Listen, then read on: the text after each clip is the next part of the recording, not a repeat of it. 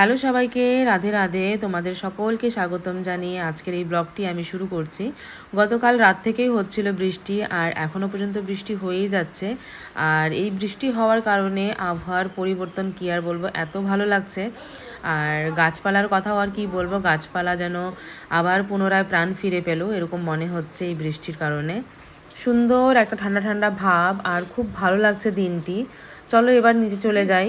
আর সময় হচ্ছে এখন সকাল 10টা, আর অনায়া এখানে স্নান পুজো কমপ্লিট করে নিয়ে খাওয়া দাওয়া করে নিয়ে পড়তে বসছে, আর শিষ্টু পাশের রুমে বসছে পড়তে। তো এখানে অনায়া কিছু বানিয়েছে, তো এই টেবিলটি এখানে ছিল না, তো ফট করে নজর গেল এই টেবিলটির উপর। আসলে এগুলি কাল বিকেলবেলায় ও বানিয়েছিল, তো আমি তখন বাড়িতে ছিলাম না, আমি ছিলাম পার্লারে, তো দেখতে পাইনি, রাতে এসেছিলাম। আর রাতে আসার পর খাওয়া দাওয়া করে ঘুমিয়ে পড়েছি। তো সকালবেলা দেখলাম এসব জিনিস। এটি হলো একটি আমার পার্সেলের ডিব্বা, যেটা নাইকা থেকে এসেছিল। তো সেই ডিব্বাটিকে একটু প্যাক ট্যাক করে একটু কাটাকাটি করে বানিয়েছে, এখানে কিছু জিনিসপত্র রাখবে। আর এই রিংটি এনে দিয়েছিল ওর মামা গ্যাংটক থেকে। আর খুব সুন্দর ডল টাইপের রিংটি। আর আমাকে দেখাচ্ছিল এখানে ও সেম এক্স্যাক্টলি রিংটির মতো একটি ড্রয়িং করেছে। আর দেখো, তোমরাও দেখো, একদম অনেকটা সেম সেম কিন্তু ও বানিয়েছে।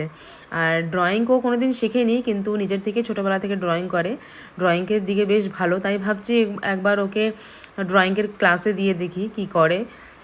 এখানে বসে বসে নাকি ও ড্রয়িং করবে, তাই ও এইসব জিনিস এখানে রেখেছে, আর কিছু কিছু জিনিস নিজে বানিয়েছে। আবার একটি দেখলাম প্যাকেটকে প্যাক করে সুন্দর পেন বগেরা কালার এসব রেখেছিল। চলো এবার রান্নাঘরে চলে যাই। আজ যেহেতু থার্সডে, তো থার্সডেতে আমরা পুরোপুরি নিরামিষ খাই, তাই সেই কারণে সবার প্রথমে এখানে মুগ ডাল বসিয়ে নিলাম আমি। তো মুগ ডালটিকে সবার প্রথমে ভেজে নিয়ে ধুয়ে নিয়ে তারপর জল দিয়ে বসিয়ে দিয়েছি। আর ভালো করে ফুটে যাওয়ার পর সাইডে এখানে ফেনাগুলি বেরিয়েছিল ডালের, আর সেই ফেনাগুলি বের করে দিয়ে তারপর এর মধ্যে দিয়ে দিলাম কেটে রাখা চাল কুমড়ো। তো চাল কুমড়ো এই সিজনে প্রথম খাওয়া হবে আমাদের, বাবা প্রথম চাল কুমড়ো এনেছিল কাল। আর আজ যেহেতু ঠান্ডা ঠান্ডা ছিল, তাই ভাবছিলাম যে আজ খিচুড়ি আর লাবড়া করব, কিন্তু তারপর ভাবলাম যে বাবা কাল অনেক শাকসবজি এনেছে বাজার থেকে, সেগুলি নষ্ট হয়ে যাবে, তাই আর করলাম না।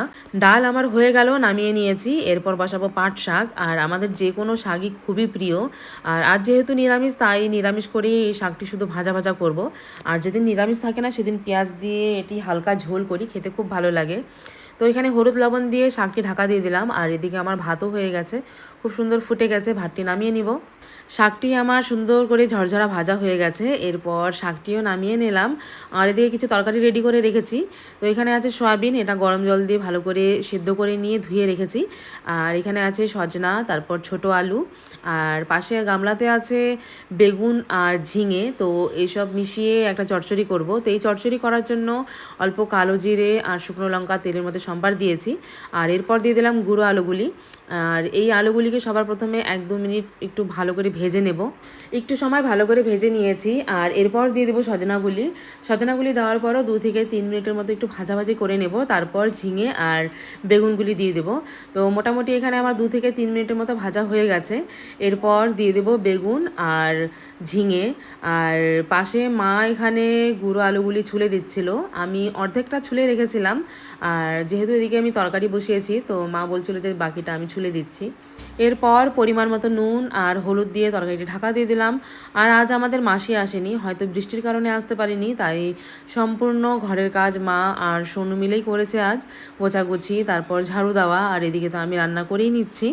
তারপর এদিকে দেখো আমার তরকারি সুন্দর করে এখানে সিদ্ধ হয়ে গেছে, ঢেকে ঢেকে সুন্দর করে এখানে আমি কষিয়ে নিয়েছি। এরপর দিয়ে দিচ্ছি সর্ষে বাটা আর লঙ্কা বাটা। সর্ষে বাটার পেস্টটিকে একটু জল দিয়ে আমি পাতলা করে নিয়েছি। আর তারপর আবার মোটামুটি 10 মিনিটের মতো ঢাকা দিয়ে দিয়েছিলাম। তো দেখো এখানে মাখা মাখা হয়ে গেছে তরকারি, সজনা তরকারি আমার এখানে রেডি। এরপর নামিয়ে নেব। আর তারপর এখানে সয়াবিন ভেজে নিচ্ছি। তো লাল লাল করে দেখো এখানে আমার সয়াবিন ভাজা হয়ে গেছে। সয়াবিনগুলো নামিয়ে নিয়ে কড়াইতে তেল দিয়ে অল্প গোটা জিরে, তারপর তেজপাতা আর শুকনো লঙ্কা সম্বার দিয়েছি। আর তারপর গুঁড়ো আলুগুলো দিয়ে একটু ভাজা ভাজা করে নিয়েছি সুন্দর করে। আর তারপর দিয়েছি মশলা। মশলা দিয়ে এখানে সুন্দর করে আমি একটু ভাজা ভাজা করে নিচ্ছি একটু টাইম নিয়ে। তো এখানে আমার সুন্দর করে মশলা কষানো হয়ে গেছে। এরপর এখানে আমি একটু গরম জল দিয়ে দিলাম। তো আজ বেশি ঝোল দেব না, কারণ হলো আজ আজ অনেক তরকারি করা হয়েছে, ডালও বেশি করে করেছি।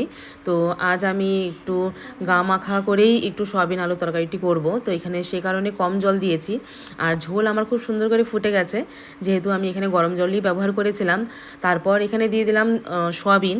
আর সয়াবিন দিয়ে মোটামুটি 10 মিনিটের মতো ফুটিয়ে নিয়ে অল্প গরম মশলা গুঁড়ো দিয়ে এখানে সয়াবিন তরকারি আমি নামিয়ে নিয়েছি। এরপর করে নেব চাটনি, যেহেতু চাটনি ছাড়া আমাদের একদমই চলে না। তো টমেটো লঙ্কা সিদ্ধ করে নিয়েছি আর সাথে দিয়েছি বাদাম, ভালো করে এগুলিকে পেস্ট করে নেব। আর এরপর রান্নাঘর পরিষ্কার করে সবাই খেতে বসে পড়ব। তো আজকের জন্য এতটুকুই, আবার দেখা হবে অন্য একটি ভিডিওতে।